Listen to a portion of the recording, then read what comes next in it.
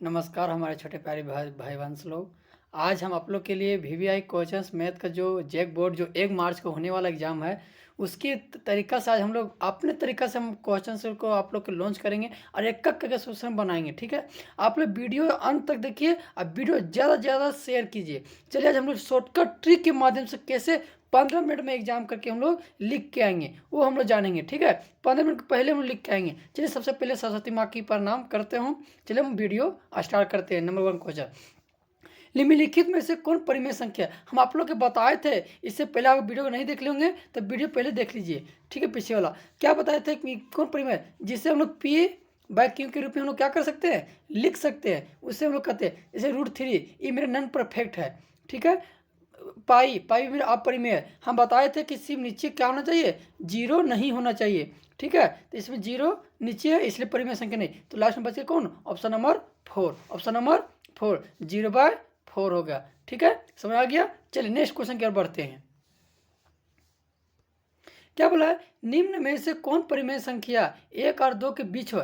1 और 2 के बीच हम बताए थे कि अगर नीचे संख्या दोनों सेम रहे तो नीचे सेम है 1 1 है तो 1/1 और 2/1। अगर एक बढ़ा के कर देंगे गुना तो 2/2। ठीक है, और दूनी 4/2। तो ये दोनों के बीच में कौन आ रहा है, 3 ही आ रहा है।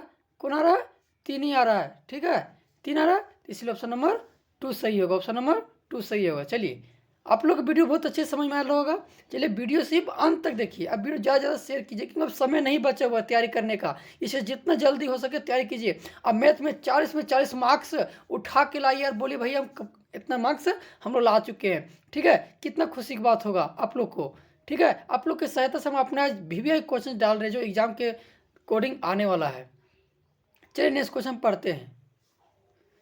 0.6 पर रेकरिंग बराबर होगा, इसको हम ऑप्शन के माध्यम से क्या जानेंगे। अगर 10 से देखिए 2 से का भागा, सबसे पहले हम चलते हैं इसमें कौन नहीं हो सकता, अंदाज लगाइए कौन नहीं हो सकता है। ठीक है, तो 6 तो होगा नहीं मेरा, 3 पाए तो 0.6 आएगा, लेकिन यहाँ रेकरिंग चल रहा है। ठीक है, तो ये भी नहीं होगा। इसका 0.6 आएगा, 0.6 आएगा। ठीक है, कितना आएगा, 0.6 आएगा। इसका भी अभी क्लियर। तो ऑप्शन मेरा कौन बच गया, ये बच गया। इस हम लोग भी एग्जाम में हम लोग ला सकते हैं अच्छे मार्क्स। ठीक है, चलिए क्वेश्चन नंबर 4 की ओर बढ़ते हैं। ठीक है, तो 32 के पावर 2/5 यानी 32 को सबसे पहले तोड़ते हैं तो 32 के पावर इस तरह होता है। 2 5 को करेंगे, क्या करेंगे, 5 से 5 कैंसिल कर देंगे तो 1 बचेगा। तो 2 एकम 2, 2 के पावर 2 मेरा 4 आ गया। Option number 4, option number 4। ठीक है, निम्नलिखित में से कौन बहुपद है, यानी कि निम्नलिखित में से कौन जो है वो क्या है, बहुपद है। तो ये नहीं मेरा ऑप्शन नंबर सी। हम बहुपद भी आप लोग के बता चुके कि बहुपद किस प्रकार का होता है। ठीक है, इसे समय नहीं ले सकता क्योंकि आप लोग का समय बहुत ही कम बचा है। हम लोग ट्रिक की मदद से सिर्फ हम बताते जा रहे हैं। क्या बोला, x³ + 1 और x+1 के भाग दिया जाए तो शेषफल। तो x है +1, x बराबर -1। ठीक है, इसका मान बैठा देंगे तो -1 + 1 तो क्या आ जाएगा, 0 आ जाएगा। तो इसीलिए ऑप्शन नंबर कितना आएगा, 0 ना आएगा, इसीलिए ऑप्शन नंबर 1 होगा। चलिए नेक्स्ट 7 नंबर क्वेश्चन चलते हैं। x माइनस ई पट्टी माइनस में है तो ई पट्टी आ गया तो सिर्फ 5 बचेगा डायरेक्ट। Option number 3। चलिए x² - 5y + 6 का गुणनखंड है। गुणनखंड बोला है तो हम आप लोग पहले ही बताए थे इसके वीडियो में कि यहाँ क्या बोला, a - b का होल स्क्वायर है। ठीक है, a - b का क्या है, होल स्क्वायर है। ठीक है, तो a - b का होल स्क्वायर वाला फॉर्मूला क्या होता है, डबल डोनों माइनस रहता है। तो ये मेरा नहीं होगा, ए भी नहीं होगा, a + b का होल स्क्वायर है, इसीलिए ऑप्शन नंबर सी। इस तरह भी हो सकता है। आप लोग a + b का अलजेब्रा जो नो फॉर्मूला है वो आप लोग याद कर लिए होंगे तो बहुत आसानी से चुटकी बजा कर वो क्या कर सकते हैं, बना सकते हैं। ठीक है, चलिए नेक्स्ट क्वेश्चन की ओर बढ़ते हैं। नेक्स्ट क्वेश्चन क्या बोला है, 9 नंबर क्वेश्चन कि x + y = 7 का हल है। इसमें 7 का हल कौन हो सकता है। ठीक है, x बराबर 0 लेंगे और y बराबर 0 लेंगे, 0 0 + 7 तो आएगा नहीं, इसलिए कैंसिल। x बराबर 3 लेंगे और y बराबर 0 लेगा तो 0 3 3 बचेगा, तो इसलिए भी ये भी नहीं होगा। अगर x बराबर 0 लेंगे, y बराबर 4 लेंगे तो 4 ही आएगा, और यहाँ 7 दिया है तो ये भी नहीं होगा। तो लास्ट में कौन बच गया? 4, क्योंकि 3 + 4 बराबर कितना होता है? 7। तो यही पूछा है, 7 है ना पूछा है ना, इसलिए हो गया। ठीक है, चलिए नेक्स्ट क्वेश्चन क्या बढ़ते हैं। 10 नंबर, x बराबर 0 और y बराबर 0, तो समीकरण का कौन सा हल है इसमें? ठीक है, तो x बराबर भी 0, तो जान में करते हैं 0 से गुना करेंगे 0 तो आएगा, तो x बराबर भी 0 होगा तो y बराबर भी 0 होगा मेरा। क्लियर? तो ऑप्शन नंबर 1 होगा। ठीक है, क्लियर हो? आप लोग बहुत अच्छे समझ में आया होगा, क्योंकि एक चुटकी मार का बजा रहे हैं। ठीक है, आप लोग सिंपल बतला रहे हैं, आप लोग बहुत सी सिंपल। चलिए नेक्स्ट क्वेश्चन क्या बढ़ते हैं। 11 नंबर दे गया आरेख का, देखिए y का मान दे दिया है, तो इसमें क्या बोला है कि इसमें से कौन सा हल है। ठीक है, कौन सा ग्राफ का हम लोग कर सकते हैं। तो सबसे पहले हम लोग चलेंगे कि अगर y बराबर बचेगा, इसलिए ऑप्शन नंबर सी होगा, क्योंकि -2 और +2, तो क्या बचेगा? 0 बचेगा, और 0 है यहाँ पर, इसीलिए ये पहले संख्या क्या होता है? x होता है, सके संख्या y होता है। क्लियर? निर्देशांक -2 4 का भुज है। क्या बोल रहा है? भुज है, तो कौन है? शुरू अक्षर x ला, कौन होगा? x को भुज करते, इसलिए ऑप्शन नंबर ए सही, -2। क्या बोला? बिंदु G का निर्देशांक कौन सा होगा? G यहाँ है, तो सबसे पहले x वाला लिखा गया 2 हो गया, और इधर -2 हो गया। ऑप्शन नंबर कहाँ नजर आ रहा है? तो ऑप्शन नंबर बी नजर आ रहा है, ऑप्शन नंबर यानी कि सेकेंड में है। ठीक है, बिंदु -2 और 4 स्थित है। क्या बोला? माइनस आने की सबसे पहले इस तरह होता है, तो माइनस, तो इस सेट हो गया और इस सेट लग गया, तो ये प्रथम आने के मेरा प्रथम हो गया, और मेरा दूसरा हो गया, तीसरा हो गया, तो माइनस और प्लस यही ना आएगा, इसे माइनस और प्लस दोनों आता है, तो इसलिए ऑप्शन नंबर कौन सा होगा? ये तो सेकेंड होगा, ऑप्शन नंबर सेकेंड होगा। ठीक है,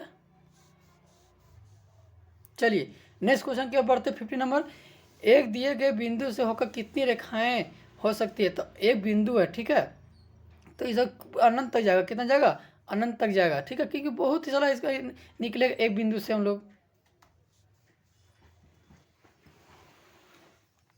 20 डिग्री का पूरक कोण होगा, यानी कि 20 डिग्री का पूरक कोण, हम पहले इसको वीडियो में बता चुके हैं कि पूरक कोण का मान कितना होता है? 90 डिग्री। अब 20 कोण का बोला है, तो मेरा 70 डिग्री होगा। कितना होगा? 70 degree. Option number C, option number 2 होगा, 70 डिग्री। क्लियर? एक कोण की माप इसके संपूरक कोण की माप की दुगुनी है, तो इसकी माप क्या होगी? यानी कि एक कोण का माप जो है और समकोण, एक कोण की माप संपूरक कोण की माप की दुगुनी है, तो इसकी माप क्या होगी? तो एक कोण का यानी कि 30 90 डिग्री, 90 की 30 हो गया, 30 दूनी दुगुनी बोला है, तो 30 गुने 2 तो 60 आएगा। कितना आएगा? 60 आएगा। समबाहु त्रिभुज का प्रत्येक कोण होता है, यानी कि समबाहु त्रिभुज का जो प्रत्येक कोण जो होता है वो क्या होता है? 60 डिग्री होता है। ऑप्शन नंबर ए सही। चलिए नेक्स्ट 19 नंबर चलते हैं। यदि ये त्रिभुज का एक कोण शेष दोनों कोणों के योग के बराबर हो तो क्या कहलाता है? तो न्यून कोण या समकोण, तो हम लोग जानते हैं कि समकोण कहते हैं, क्योंकि ए सी बराबर ए बी बटे बी सी लय होता है। ठीक है, इसलिए मेरा समकोण होगा। कौन होगा? समकोण होगा। ऑप्शन नंबर बी सेकेंड सही है। यदि त्रिभुज ए बी सी समसम त्रिभुज पी क्यू आर था, तब पी आर के बराबर होगा, यानी कि पी आर के बराबर कौन होगा? पी आर के बराबर ए सी होगा। कौन होगा? ए सी। ठीक है, ऑप्शन नंबर 3। एक चतुर्भुज का तीनों कोण 100 डिग्री, 98 डिग्री, 92 डिग्री, तो इसका चौथा कोण कौन होगा? तो इस तीनों को क्या कर देंगे? जोड़ देंगे, तो 100 90 100 सबसे पहले क्या कीजिएगा? 100 98 + 92, इसको जोड़ दीजिए। ठीक है, तो कितना होगा?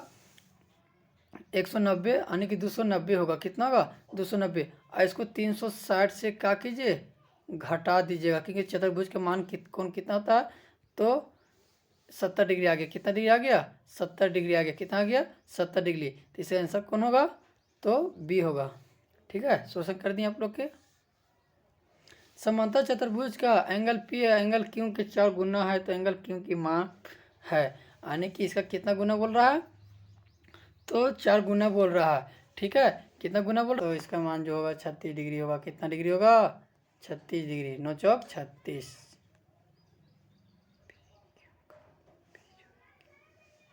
ठीक है,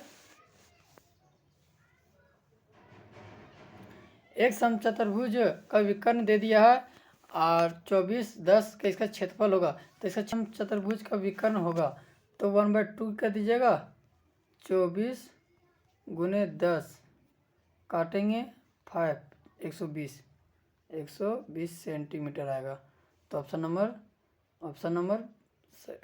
सेकेंड सही है, 120 सेंटीमीटर दे दिया है। समांतर चतुर्भुज का फॉर्मूला होता है आधार इंटू ऊंचाई होता है। ठीक है, आधार इंटू ऊंचाई, तो BH, तो ये मेरा B हो गया, ये मेरा H हो गया। 7×5 गुने 7×5 35।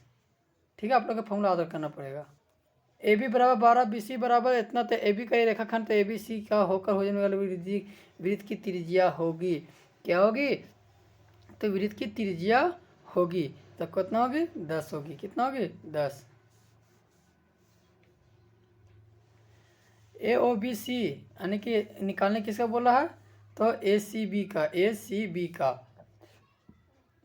का। तो आप लोग इस शॉर्टकट आप लोग बताएंगे कि अगर यहाँ रहे तो इसका दुगुना यहाँ कर दीजिएगा, और यहाँ रहे तो इसका आधा कर दीजिएगा। तो 60 के आधा कितना, 30 डिग्री।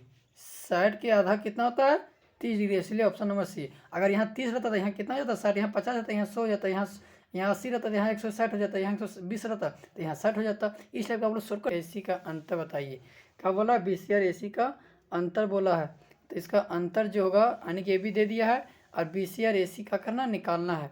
तो हम लोग जानबे करते हैं BC का फॉर्मूला मान लो x है इतना, तो इसका आंसर हो जाएगा 4 नंबर। ठीक है, इसका सोल्यूशन हल्का सा लंबा जाएगा, इसलिए आप लोग बोर्ड पे जब बतलाएंगे तब आप लोग के इसका ट्रिक के माध्यम से हम लोग जरूर बतलाएंगे आपको। ठीक है, क्लियर। चलिए नेक्स्ट क्वेश्चन क्या बढ़ते हैं। 28 नंबर, 15 सेंटीमीटर, 20 सेंटीमीटर, 25 सेंटीमीटर भुजा वाले एक त्रिभुज का क्षेत्रफल होगा। किसका क्षेत्रफल बोला, तो क्या करेंगे, जोड़ देंगे तो 60 आएगा, इसके भागा कर देंगे 2 से 30 आएगा, 30 से सबको घटा देंगे और रूट के यहाँ चिन्ह दे देंगे। तो 15 गुने 10 गुने 5, तो 150 गुने 50, 750, कितना होगा, 750 होगा। ठीक है, और गुने 750 गुने फिर कितना आ रहा है, तो ऐसे मेरा 30 आ रहा है। कितना आ रहा है, फिर गुना 750, यहाँ गुना 30, तो 750 तो आ जाएगा मेरा 25, 225 इतना हो जाएगा। ठीक है, इसका रूट कितना होता है, 225 का होता है 15 और एक जीरो हो जाएगा। तो मेरा option number C, 150 centimetre square. ठीक है, एक्स का समीकरण का रूप है, तो हम लोग बता चुके थे उल्टा होता है। ठीक है, एक बेलन की त्रिज्या r और ऊंचाई h है, तो कुल पृष्ठीय क्षेत्रफल होगी। ये आप लोग का क्या चाहिए, फार्मूला है। ये फार्मूला आप लोग का 100% है कि आप लोग याद कीजिएगा तो जरूर बन जाएगा। ठीक है, ऑप्शन नंबर 4 होगा, फार्मूला है। ठीक है, चलिए, एक बेलन की जिसकी त्रिज्या r दे दिया है, ऊंचाई भी दे दिया, तो बेलन का आयतन कैसे होता है, तो पाई r² h होता है। तो पाई मेरा 22/7 होता है, तो r मेरा कितना दिया हुआ, 20, तो 20 का स्क्वायर कितना होता है, 400 होता है। क्लियर, और यहाँ से मीटर में है, तो सेंटीमीटर चेंज करेंगे तो 700 आएगा, तो 7 से काटेंगे मेरा 100 आ गया, तो 22 चौक 88 हो गया, और 2 जीरो तो 2 जीरो, और 2 जीरो r आ गया, तो 2 जीरो r सेंटीमीटर स्क्वायर आने की कितना हो जाएगा, तो 8,80,000 होगा। कितना होगा, 8,80,000, 8,80,000 होगा। कितना होगा, 8,80,000। तो ऑप्शन नंबर ए सही होगा, ऑप्शन नंबर ए सही होगा, ऑप्शन नंबर ए सही होगा। ठीक है, 10 मीटर गुने 10 मीटर गुने 5 मीटर की विमाएँ वाले एक कमरे का रखे गए सकने वाले सबसे लंबे डंडे की लंबाई क्या होगी। आने की कैसे बोला, सबसे लंबे क्या होगी, तो सबसे लंबा चलिए इसका सोल्यूशन बहुत लंबा हल्का सा, इसको शॉर्टकट हम कर देते हैं, ठीक है। ऑप्शन नंबर डायरेक्ट कर दें, ठीक है, क्लियर। चलिए नेक्स्ट क्वेश्चन की बढ़ते हैं। 7 8 9 6 8 9 9 7 8 8 आंकड़ों के 8 की ब्रह्मवार्ता किससे बोला? 8 की। तो 8 के आया है 1 2 3 4 आया है, तो ऑप्शन नंबर 4 होगा। ऑप्शन नंबर 4 होगा। जितना ब्रह्मवार्ता बोले जिसका बोले और जितना बार में आएगा वही उसका आंसर होगा, ठीक है, इसलिए ऑप्शन नंबर 4 होगा। चलिए नेक्स्ट क्वेश्चन की ओर बढ़ते हैं। वर्ग अंतराल 10 और -15 का उच्च सीमा, उच्च सीमा बोला है तो उच्च जब उच्च सीमा बोले तो सबसे बड़ा ला, तो इसमें सबसे बड़ा कौन है? ए। तो मेरा 10 जो है वो निम्न सीमा, आप लोग याद रखिएगा, क्वेश्चन पलट सकता है। और 15 जो है उच्च है, ठीक है, ऑप्शन नंबर 4 सही है। प्रथम 3 सम संख्या का मध्य होगा। प्रथम क्या बोला है कि प्रथम जो होगा 3 संख्याओं का क्या चीज होगा? मध्य होगा। क्या होगा? मध्य। तो मध्य जानबे करते हैं, तो कितना होगा? तो 2 4 6। तो ये अगर 3 संख्या बोले तो बीच वाला मेरा ही आंसर हो जाएगा, डायरेक्ट हम लोग बता लें। अब दूसरा नियम क्या है? ये फर्स्ट मेथड है, ठीक है। सेकेंड मेथड क्या है कि 2 4 6 6 6 2 4 6 6 6 12 क्या संख्या है? 3 गो, तो 3 से भाग कर देंगे तो मेरा 4 ही आएगा ना, इसलिए ऑप्शन नंबर 3।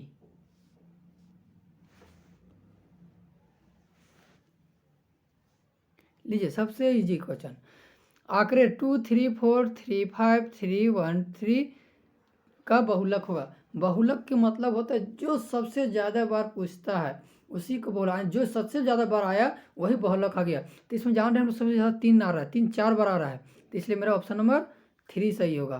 3 आंसर 3।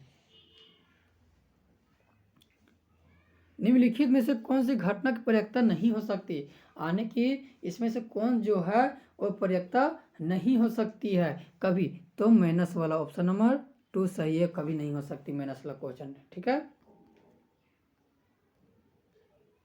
चलिए, एक असंभव घटना की प्रयोक्ता है, आने की एक संभव असंभव की घटना यही ना होगा, जब कुछ होगा नहीं तो कहाँ से होगा? ये ना होगा। चलिए, एक सिक्कों को 100 बार उछालता है, ठीक है, उछालने पर पट जो होता है 55 बार आता है, तो पट का बोला है, किसका बोला है? पट। जो बोले उसको ऊपर, तो किसका बोला? 55 बोला है तो ऊपर। उछाल कितना रहे? 100, तो इसका 0.55, इसीलिए ऑप्शन नंबर ए सही। इस तरह हम लोग प्रयोक्ता ज्ञात करेंगे। चलिए आज हम आप लोग के 40 क्वेश्चन बता दें जो एग्जाम में भी आई है, और आप लोग वीडियो जो है अंत तक देखिए, और आप लोग वीडियो बहुत अच्छी से समझ में आएगा। आप लोग इतना रिवीजन कर देंगे कि मैं जब बोले ना कि 15 मिनट में आप लोग बना के आइएगा, ठीक है। चलिए धन्यवाद, जय हिंद, जय भारत, सरस्वती माता की जय।